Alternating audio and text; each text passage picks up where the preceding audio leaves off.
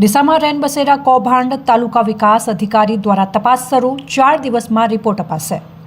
ડીસા શહેરમાં જિલ્લા આયોજન મંડળની ગ્રાન્ટમાંથી વર્ષ 2019થી વર્ષ 2023 અને 24ના સમયગાળામાં મંજૂર થયેલા 10 રેનબસેરા પૈકી એક પણ બન્યા ન હોવા છતાં આશરે 36 લાખ રૂપિયાની રકમ ચૂકવી દેવાઈ હોવાનું કૌભાંડ બહાર આવ્યું છે, જેથી તંત્ર હરકતમાં આવ્યું છે।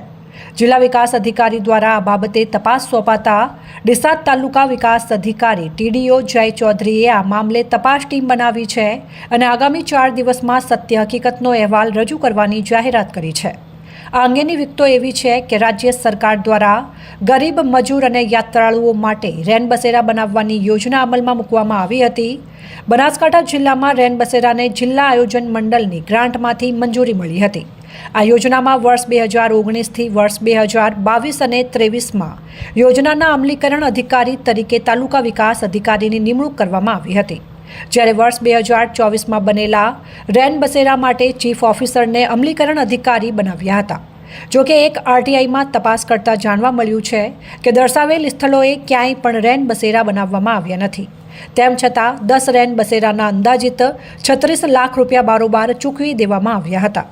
આ કૌભાંડ જાહેર થતાં જ તંત્ર હરકતમાં આવ્યું હતું, જે બાબતે જિલ્લા વિકાસ અધિકારીની સૂચનાથી ડીસા તાલુકા વિકાસ અધિકારી જય ચૌધરીએ તાત્કાલિક તપાસ સમિતિની રચના કરી હતી અને આ ટીમને સ્થળ પર જઈને નિરીક્ષણ કરી સત્ય હકીકતનો અહેવાલ રજૂ કરવાનો આદેશ અપાયો છે।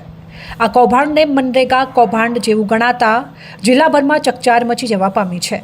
સ્થાનિકો અને જનતા દ્વારા તત્કાલીન તાલુકા વિકાસ અધિકારી, ચીફ ઓફિસર, એસઓ, એન્જિનિયર સહિત જે પણ કસૂરવાર હોય તે તમામ સામે ફોજદારી ગુનો દાખલ કરવાની ઉગ્ર માંગ કરવામાં આવી રહી છે।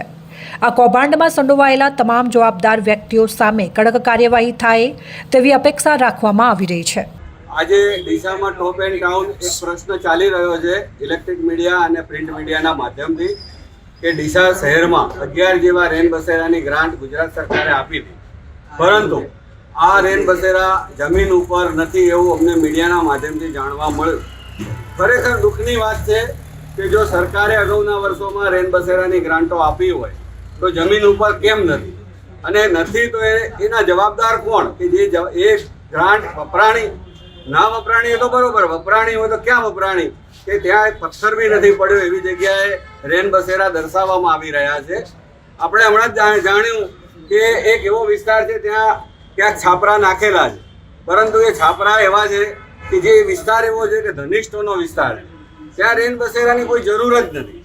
હવે રેનબસેરાનો મૂળ મુદ્દો શું છે કે સરકાર દ્વારા જે ગરીબ લોકો જ્યારે પણ આવું વરસાદ જેવો માહોલ આવે ત્યારે એમને રહેવા માટેની વ્યવસ્થા કરવા માટેનું રેનબસેરાનો મેઇન ઉદ્દેશ છે, પરંતુ એવી જગ્યાએ જો આ રેનબસેરા બનાવવામાં આવ્યા હોય કે જ્યાં ગરીબો રહેતા જ ના હોય અને અમીરોના ઘરો હોય, તો આવી જગ્યાએ રેનબસેરાની કોઈ જરૂર નથી। અને જો એવી જગ્યાએ બનાવ્યા તો એની તપાસ થવી જોઈએ, અને તપાસના અંતે જે પણ દોષિત હોય અથવા જે ખોટી રીતે રેનબસેરા બનાવવા માટે જેણે પણ મદદ કરી હોય એ લોકોના પાસે પૈસા વસૂલવા જોઈએ અને એમને કડકમાં કડક સજા થાય।